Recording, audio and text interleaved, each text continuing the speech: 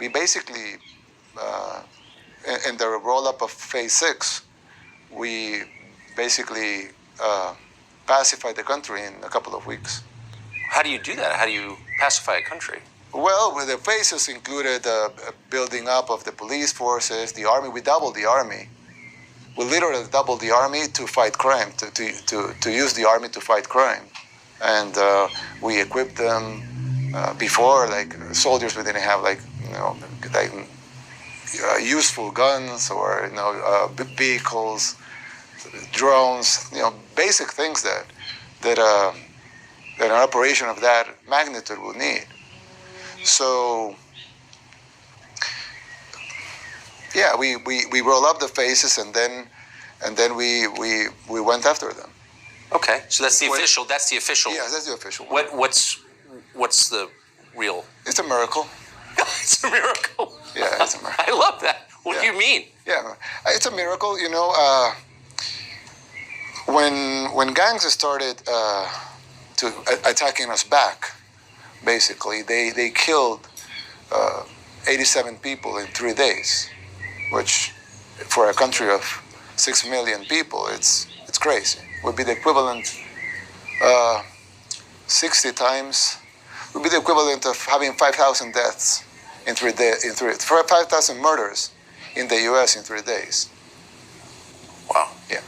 So we were in a meeting, and when it started, not when it ended, but when it started, we were in a meeting at my office, 3 a.m., 4 a.m., just watching, what was happening and trying to figure out what to do, because the problem with the gangs is that they don't only attack their objectives. When they want to create terror, they can attack anyone. So they can actually kill their grandma. Yes. And it's your victim. Yes. Because they don't care about their grandma. You care about their grandma, so it's your victim. If they kill their grandma, you have one death, and they have, they achieved the terror that they want to create. So they can kill anybody. A woman walking by, a guy working in the street, a taxi driver. They can kill anybody. And if the state goes after them, the state has no intention of killing or harming anybody, but the gang members. So you have 70,000 objectives, which were the 70,000 gang members, but they have 6 million possible targets. So it was almost an impossible task. It's a guerrilla war, really. Yes, it is, but it was an impossible task, because you have to go after them. They were intertwined with the population. They were everywhere, and they were killing randomly. So how do you stop them? So we tried to figure out what to do, and I basically said, we're looking into an impossible mission here. So we pray. And we. You prayed in the meeting? Yes, of course, several times. Yeah. What did you pray for?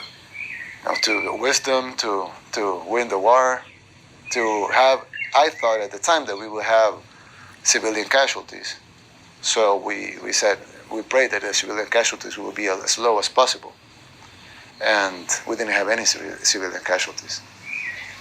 And was everyone in the meeting comfortable with that? Yes.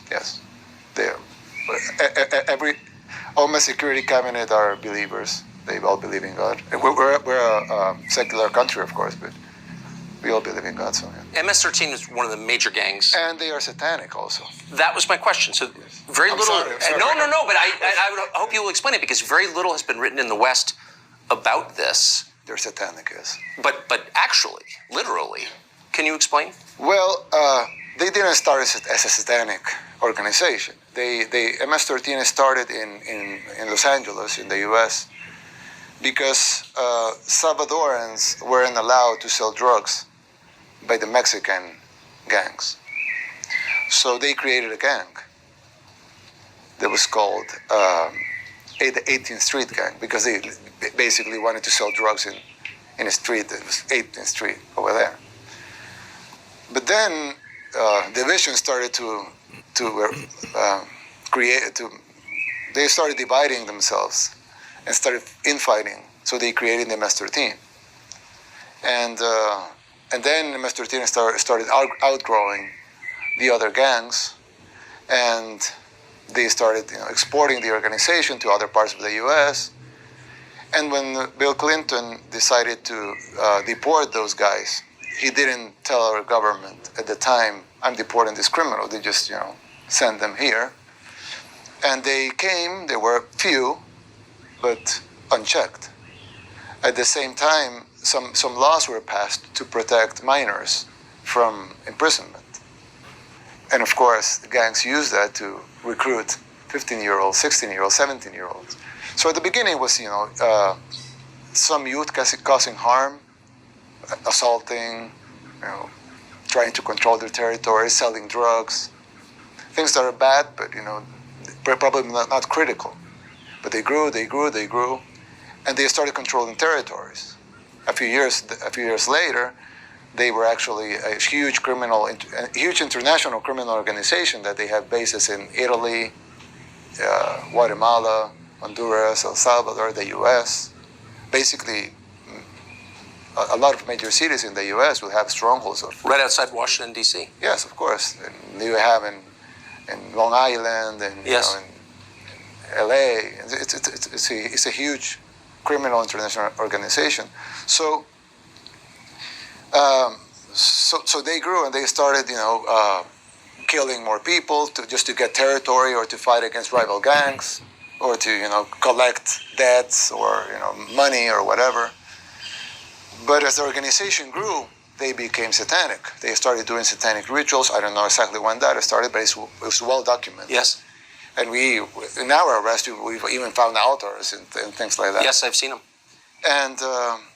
And so they became a satanic organization. And even when you sometimes when you interview gang members that are in prison, they will say, "I'm out of the gang." Of course, they're in prison, but they will say, "I'm not a member of the gang anymore." And when they ask them why, I remember I remember the news outlet that made it this, but it's a very well-known news outlet that made this interview with a gang member in person. We allowed them to go into prisons and do the interviews. And the guy that they asked him, "How many people have you killed?" And he said, "I don't remember." He didn't remember how many, probably 10, 20. He didn't remember. And then they asked him, "And what is your position in the gang?" He explained how he went up in positions, but I left the gang. I said, "Why did you left the gang?" And he said, "Well, because I was used to kill people, but I killed for territory. I killed to collect money. I killed for extortion. But I came to this house, and they were about to kill a baby, and the killer that had killed tens of people said, "Oh, wait, what are we doing? Why are we going to kill that baby?" And they told him, "Because the beast asked for a baby, so we have to give him a baby." So he said that he couldn't resist that, so he left the gang.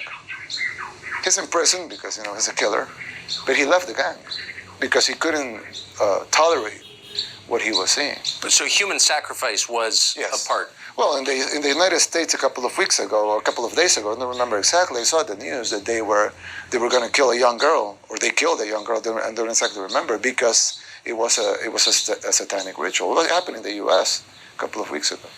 You may have come to the obvious conclusion that the real debate is not between Republican and Democrat, or socialist and capitalist, right, left. The real battle is between people who are lying on purpose and people who are trying to tell you the truth. It's between good and evil. It's between honesty and falsehood. And we hope we are on the former side. That's why we created this network, the Tucker Carlson Network. And we invite you to subscribe to it. You go to Tucker Carlson.